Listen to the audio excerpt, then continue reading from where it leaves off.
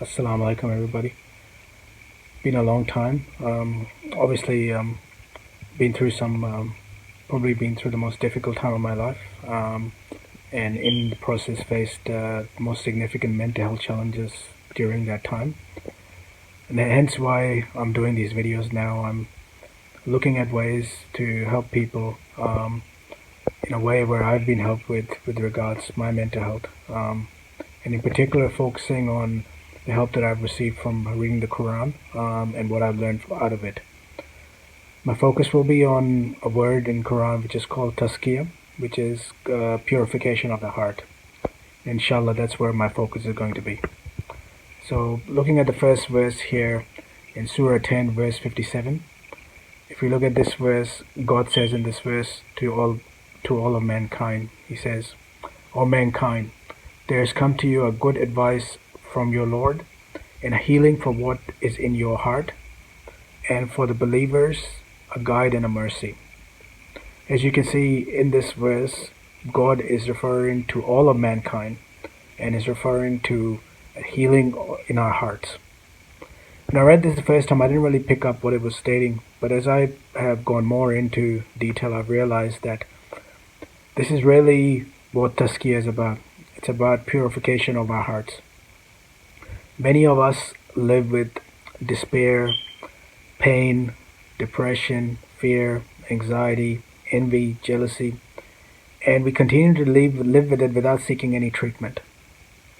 In this verse, God is telling us that He has the cure for those who want to believe, who want to follow what He's given, and that He can help us deal with the root issue of the problem, not just the symptoms.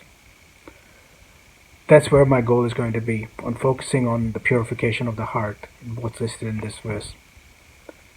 To give you an analogy, those who love their cars, if you notice a little scratch on your car, you'll do something about it. For those who are very watchful of their appearance, if they notice a little stain on their shirt, they'll get their shirt clean. If they're not happy with their weight, they'll do something about that. That's exactly what we're meant to be doing with our hearts. We're supposed to be keeping a keen eye on our heart and the state of our heart to make sure that our heart is in a good state. Over the coming videos, that's going to be what my intention is going to be, to look at things that have helped me in terms of getting better mentally, and things such as praying, making dua, reading the Quran, sincerity, and fasting, and many other things. So inshallah, today what I want to look at, the first one is salah, which is prayer. Now, over the last few years, I've learned some mindfulness techniques. Now, for those who don't know what mindfulness helps you ground in the moment, allows you to focus on breathing techniques which really focus on the here and now, and try and not focus on the racing thoughts that are going in your head all the time. They're good techniques, they help you ground. That's exactly what praying helps us achieve. God says in the Quran, in Surah Baqarah, which is Surah 2, verse 238, "Guard strictly your prayers, especially the middle prayer, and stand before God with devoutness, i.e. concentration." When we pray, we're supposed to empty our heart of any concern and think only about the Creator. We're supposed to have complete trust and reliance and surrender completely to Him. You're supposed to take all thoughts out of your head. You're supposed to just focus on Him, being more afraid of Him than anyone else, and loving Him more than anyone else. This level of focus takes time. It takes repeated attempts. It's not easy to do. Shaitan's going to try and steal your thoughts, and your thoughts are going to take you elsewhere. And you notice this especially happens when you're trying to ground yourself or when you're praying. But stick at it, because the more you will do, the better you will get at it. This conversation that you have with God, as you get better, will become the sweetest exchange of your day. It's the time where you will be praising Him, thanking Him, asking Him, complaining to Him, and really shedding your fears to Him so that He can help you improve, get better.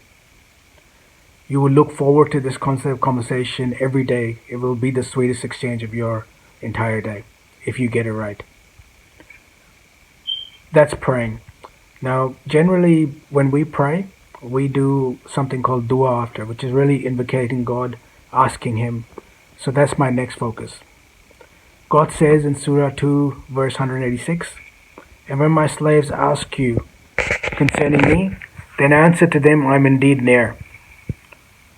I respond to the supplicant when he calls on me, so let them obey me, believe in me, so that they may be led aright." What does this exactly mean? It means that when you're anxious, you talk to Him. When you're afraid, you talk to Him. When you want something, you talk to Him. When you're in distress, you talk to Him. When you want to complain about something, you complain to Him. You might not get always what you ask for, but in His wisdom, He'll give you what's good for you. It's a beautiful thing. I found this to be the best coping strategy. Whenever I'm worried about something, I just go straight to Him and ask Him. It's not something I used to do before, but having been through what is probably the most difficult period of my life in the last few years, I realized that there's real power in duas, in asking Him directly. It's the only thing that gives my heart comfort and peace. And I notice that when I'm not doing it, I don't have that comfort and peace. He already knows what's in your heart. He wants us to ask Him. When you ask Him, you get that conversation going. And the beautiful thing about this is that it can be done anytime. It can be done any place. It doesn't require money. You don't need to go through anyone. You can be doing it when you're lying down. Anytime you want to do it. But the key here is to do it with sincerity. Do it with as much heart as possible. That's the key. Put your whole heart into it. And you will notice that if you start getting this right, and it just requires you and Him. That's it. It's just a one-way conversation. It will be one of the best coping strategies you can have for any fears and worries you have. So with that, if we can get our praying and our dua right, inshallah, the other things will follow. That's what I want to cover in this video. Inshallah, with the coming videos, I'll cover some more things. Thank you for your time. Assalamu alaikum.